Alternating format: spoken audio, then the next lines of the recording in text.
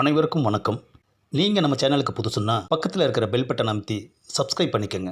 தொடர்ந்து எல்லா வீடியோக்களையும் நீங்கள் பார்க்கலாம். என்ன மாமா, இன்னைக்கு எங்கேயும் கிளம்பலையா? ஆஹா, காலையிலேயே நம்ம குழந்தையா வந்துட்டாளையா. எவ்வளோ ஜம்முன்னு கும்முன்னு இருக்கிறாளையா. யோ, அடக்கி வாசி. வீட்டுக்குள்ளே இருக்கிற எனக்கு உன்னோட மைண்டு வாய்ஸு கிளியராக கேட்குது.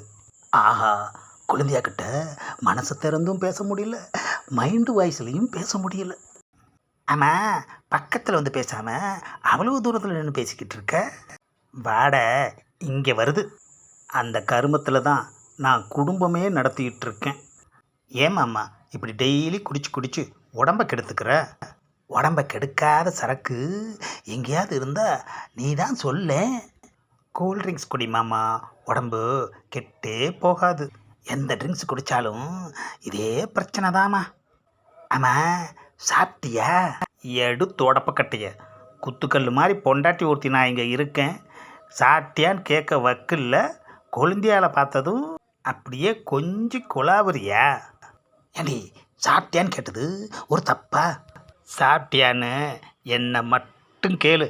அவள் ஒன்றும் குழந்தை இல்லை, அவளுக்கு சாப்பிட தெரியும். நீ வாமா. கொஞ்ச நேரம் குழந்தைய கூட பேச விட மாட்டேங்கிறாள் ஐயா.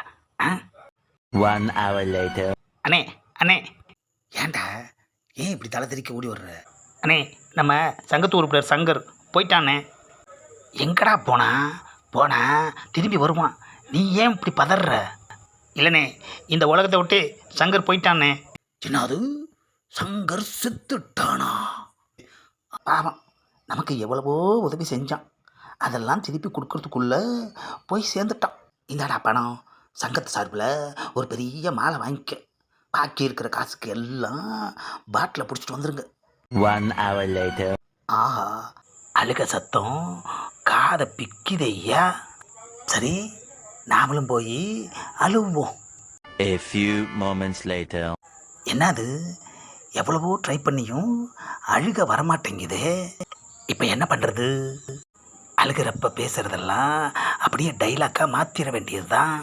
புதுசாக இருக்கும். ஆமாம். டேய் சங்கர், என்னடா சொல்லாமல் கொள்ளாமல் நீ பாட்டுக்கு போயிட்ட? ராத்திரி கூட ஃபோனில் பேசினேடா. ஏன் பேசலை?